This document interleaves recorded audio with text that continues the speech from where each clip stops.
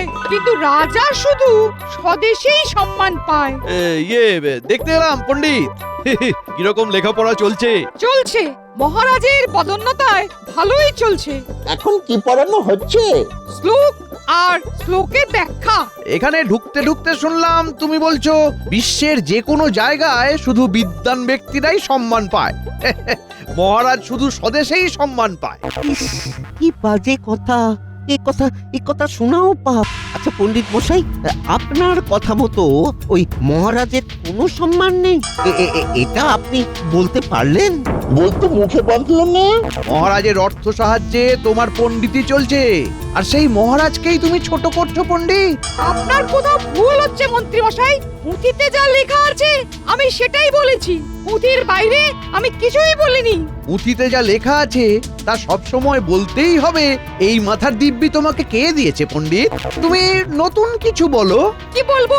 বইতে যা লেখা আছে ঠিক তার উল্টো বলবে, কেমন? ভুল শেখাতে আমি পারবো না মন্ত্রী মশাই। ঠিক আছে, ঠিক আছে, তোমার সাথে রাজসভায় কথা হবে। হ্যাঁ, আমি এখন চলি। চল ঘটা ঘটা, চল।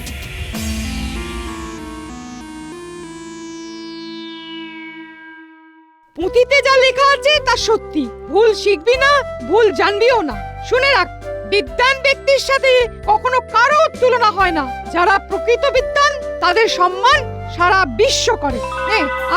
আজ এই পর্যন্ত, ঠিক আছে?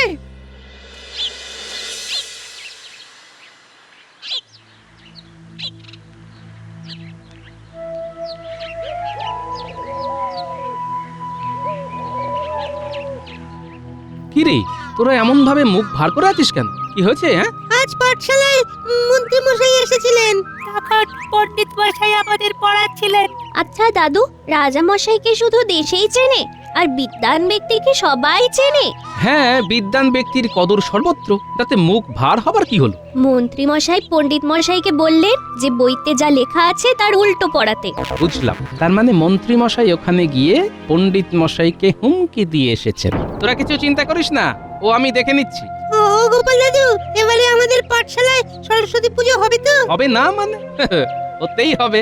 তোরা যা, শান্তি মনে ঘরে গিয়ে পণ্ডিত মশাই যা বলেছেন সেটা হবার চেষ্টা কর, দেখবি মা সরস্বতীর কৃপা পাবি। চলি রে।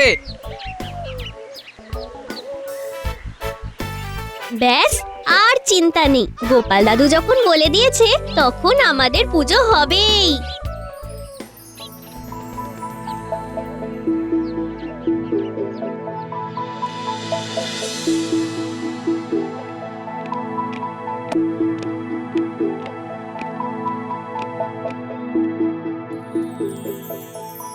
মন্ত্রী, আজকে সভা শুরু করো। মন্ত্রী মশাই শুরু করার আগে আমার একটা নিবেদন আছে মহারাজ। কি নিবেদন?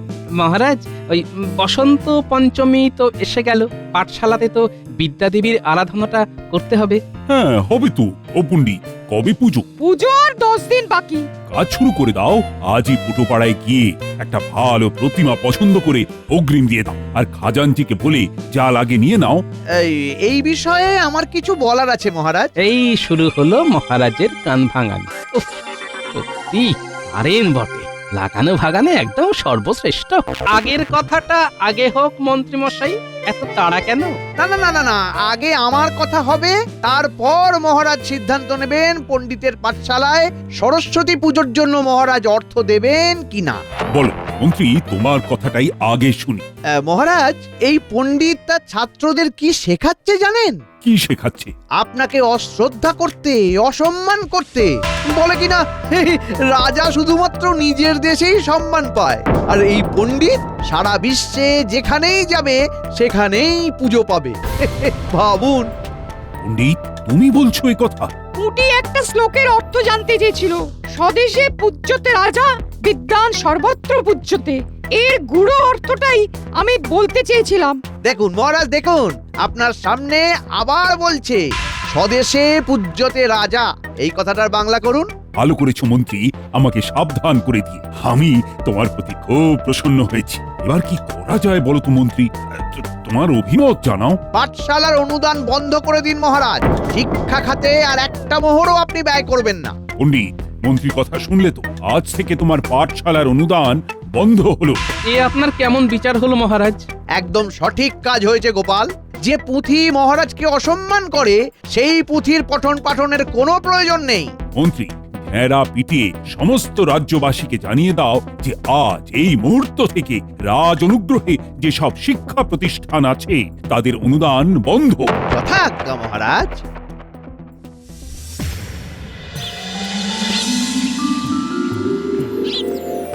কি থেকে কি হলো? শিক্ষা নেই, তাই এই রাজ্যে বিদ্যা দেবীও নয়। তাহলে আমরা আছি কেন? আমাদেরও এক্ষুনি চলে যাওয়া উচিত। চলে যাওয়া মানে তো হেরে যাওয়া। আমি হেরে যাব না। মন্ত্রীমশাইকে যোগ্য জবাবটা দিতে হবে বই কি। কাল থেকে আমার বাড়িতে পাঠশালা চলবে। হ্যাঁ, এটা ঠিক বলেছেন পণ্ডিত মশাই।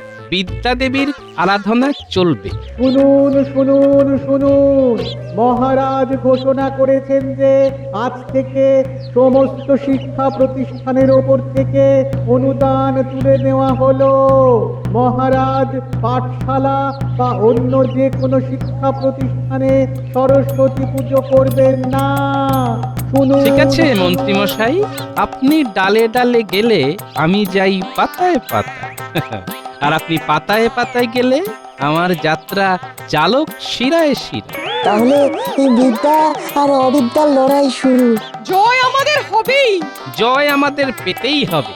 বিদ্যা মন্দিরে বিদ্যা দেবীকে পুনরায় প্রতিষ্ঠা করবই করব। পণ্ডিত মশাই, এবারের পুজো আপনার বাড়িতেই হবে। আর পোটোর সবচেয়ে বড় প্রতিমাকেই আমরা পুজো করব। চলো সবাই। কোথায় যাব গোপাল? ফিরবে কি আর কপাল? এখন যাব পোটোর কাছে প্রতিমার বায়না দিতে। মূর্তি কেনার অর্থ কোথায় গোপাল?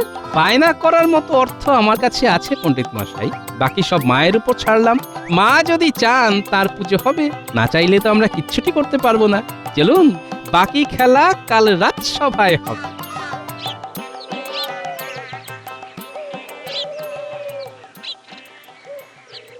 শুনুন শুনুন শুনুন, মহারাজ ঘোষণা করেছেন যে আজ থেকে সমস্ত শিক্ষা প্রতিষ্ঠানের ওপর থেকে অনুদান তুলে নেওয়া হলো। মহারাজ পাঠশালা বা অন্য যে কোনো শিক্ষা প্রতিষ্ঠানে সরস্বতী পুজো করবেন না। শুনুন শুনুন শুনুন। হ্যাঁ, যা চলে শিক্ষায় কোপ, এটা মহারাজের কেমনতর ব্যবহার। কাকা কি বলে গেল? অনেকগুলো কথা তো ঠিক বুঝতে পারলাম না। কোন কথাটা বুঝলি না মাফুটি? শিক্ষা প্রতিষ্ঠানের উপর থেকে অনুদান তুলে নেওয়া হলো, বাকি কথাগুলো বুঝেছি। মহারাজ আর কোনো পাঠশালায় অর্থ সাহায্য করবেন না। তার মানে আমাদের পাঠশালায় এবার সরস্বতীর পূজা হবে না। কিন্তু গোপাল দাদু তো কথা দিয়েছে যে আমাদের পুজো হবেই। গোপাল দাদু যখন বলেছে তখন পুজো হবেই হবে।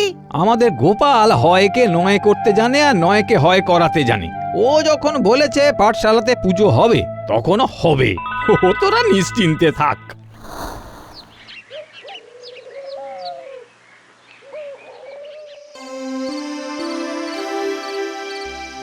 মহারাজ, এটা কি করলেন মহারাজ? রাজ্যের শিশুরা শিক্ষা পাবে না? না, পাবে না। যে শিক্ষা মহারাজকে ঘৃণা করাতে শেখায় সেই শিক্ষার কোনো প্রয়োজন নেই। শিক্ষা আপনাকে ঘৃণা করতে শেখায়? এরকম অদ্ভুত কথা আপনার মাথায় কে ঢোকালো মহারাজ? পণ্ডিত আমার খেয়ে আমার পরে ছাত্রদের শেখাচ্ছে স্বদেশে পূজ্যতে রাজা, বিদ্বান সর্বত্র পূজ্যতে। কথাটা তো সত্যি। সত্যি? তুমি আমার অর্ধাঙ্গিনী হয়েও এই কথা বলছো? আজ আমার চোখ খুলে দিয়েছে আমার মন্ত্রী। মন্ত্রী আপনার চোখ খুলে দেয়নি মহারাজ। ওই মন্ত্রী আপনার খোলা চোখে খুব চতুরতার সাথে অন্ধ করে দিয়েছে। আপনি প্রকৃত সত্যটাকে দেখতেই পাচ্ছেন না। মা সরস্বতীর কৃপাতে আপনার অন্ধ চোখে দৃষ্টি ফিরে আসুক, এই কামনা করি। তুমি কিচ্ছু চিন্তা করো না গিন্নি।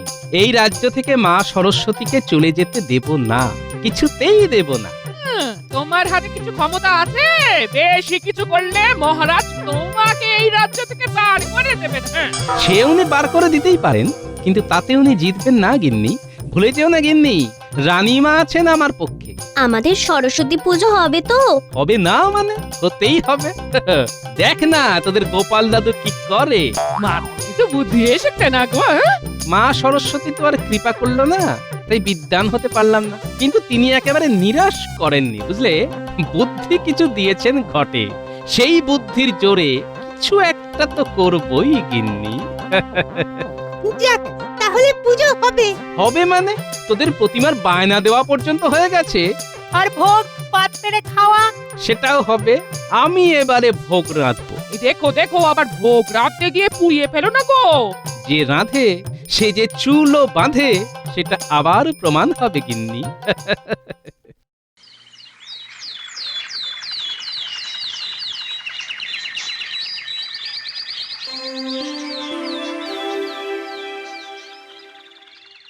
মহারাজ, কাল যে কথাটা নিয়ে এত আলোচনা হলো, সেই কথাটা নিয়ে একটা পরীক্ষা হয়ে যাক। কি পরীক্ষা? কি পরীক্ষা সেটা বলার আগে একটা আর্জি আছে মহারাজ। বলে ফেলো। সবটা শুনে কিন্তু রেগে গেলে হবে না, সবটা সহজভাবে নিতে হবে। নেব। মহারাজ, আপনার রাজসভায় আপনার ছত্রছায়া থেকে আমার কিছু পরিচিতি হয়েছে।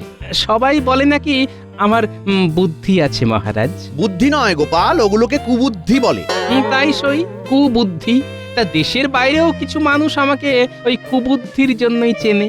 উড়িয়ে পেঁচিয়ে কথা না বলে সোজা কথা এসো। মোদ্দা কথাটা বলো তো। হয়ে যাক মহারাজ একটা পরীক্ষা, দেখি আপনাকে কতজন চেনে আর আমাকে কতজন চেনে মহারাজ। তার মানে তুমি দাবি করছো তুমি বিদ্বান? গোপালও বিদ্বান আর আরশোলাও পাখি। হ্যাঁ মহারাজ, আমি দাবি করছি আমি বিদ্বান, পুঁথিগত আমার কোনোই জ্ঞান নেই। সেই জায়গায় আমি একেবারে নিরক্ষর মহারাজ, কিন্তু মানুষের দৈনন্দিন চলার পথে যে বুদ্ধির দরকার হয় সেটা আমার আছে। কথাই আছে না, বুদ্ধিতেই সিদ্ধি। বুদ্ধি আছে যার, বল আছে তার, এই কথাটা সবাই বলে বারংবার। বেশ, তোমার সাথে পরীক্ষাতে রাজি। আর হারলে কি হবে সেটা বলো। এই রাজ্য ছেড়ে চিরকালের মতো চলে যাব মহারাজ, আর কোনোদিন আসবো না। আর জিতলে মহারাজ? তোমার খুশি মতো যা চাইবে তাই পাবে। ঠিক আছে মহারাজ, আমার চাওয়াটা বলে দিই, খুব ছোট্ট চাওয়া। পাঠশালার পুজোটা প্রতিবারের মতো ধুমধাম করে যেন হয়। ঠিক আছে, তাই হবে। মহারাজ, তাহলে কাল থেকেই আমাদের পরীক্ষা শুরু হবে। আমরা প্রথমে যাব বর্ধমান রাজ্যে, তারপর খাম্বাজ। বর্ধমান রাজ্যে? বাহ বাহ বাহ বাহ! বর্ধমান রাজ্যে মহারাজকে সবাই চেনে। খাম্বাজ রাজ্যের লোকজনও আমায় ভালো চেনে। একজন রাজাকে চিনবে না, তা আবার হয় নাকি? এবার পরীক্ষার নিয়ম কানুনগুলো শুনুন। আমরা তিনজনে যাব। তিনজন কে কে? আমি, আপনি আর মহারাজ। তিনজনেই ছদ্মবেশে যাব, আর একটাই প্রশ্ন করব। কি প্রশ্ন? কৃষ্ণনগরের কি বিখ্যাত?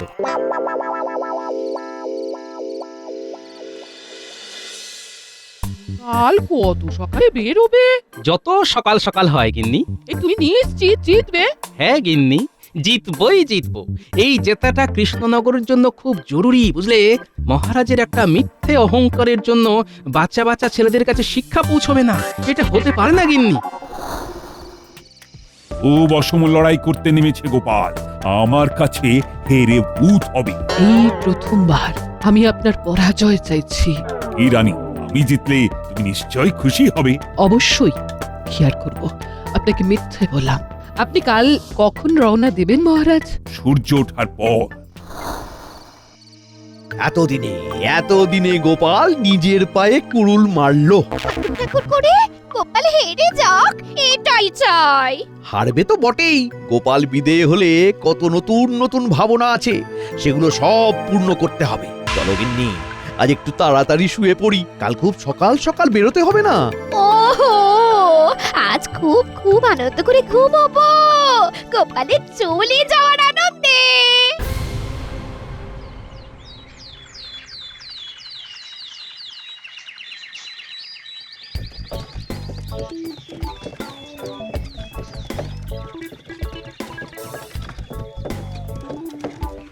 মহারাজ, একটা কথা বলবো? বল।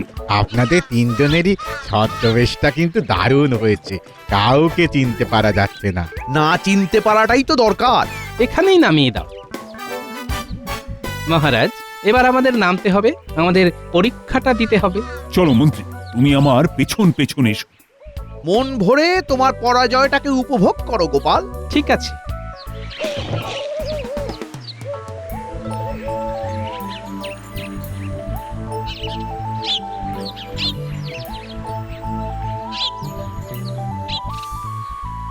ও ভাই, একটা কথা জিজ্ঞাসা করব। করুন না, কি জিজ্ঞাসা করবেন করুন। তুমি কৃষ্ণনগরের নাম শুনেছো? শুনবো না, খুব ভালো রাজ্য। কিসে ভালো?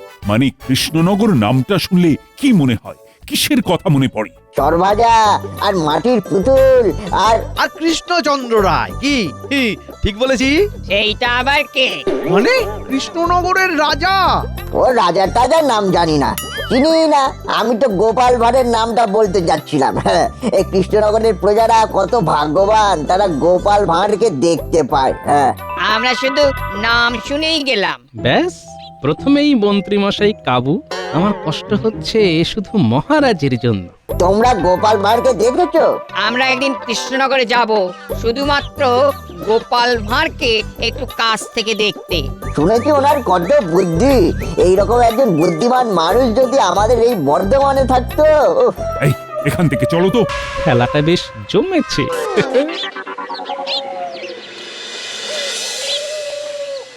ওখানে কি যে হচ্ছে কিচ্ছু বুঝতে পারছি না। আমার মনে হচ্ছে আমাদের গোপালই জিতছে। তাই যেন হয়। চলো পোটো পাড়ায়, আমাদের কাজ আমরা করি। হ্যাঁ, গোপাল একটা দায়িত্ব দিয়ে গেছে, এটা আমাদের পালন করতেই হবে। মনটা খুব ভালো লাগছে বুঝলি। আরে আমারও সকালবেলা একটা স্বপ্ন দেখে ঘুম ভেঙেছে। ভোরের স্বপ্ন কিন্তু সত্যি হয়। কি দেখলি? কি দেখলাম? দেখলাম কি ওই পণ্ডিত মশাইয়ের বাড়িতে সরস্বতী পুজো হচ্ছে। গোপাল দাদু ভোগ রাঁধছে, মহারাজা রানীমা এসে আমাদের সাথে ভোগ খাচ্ছেন। গোপাল দাদু ঠিক জিতে ফিরবে, আমার মন বলছে।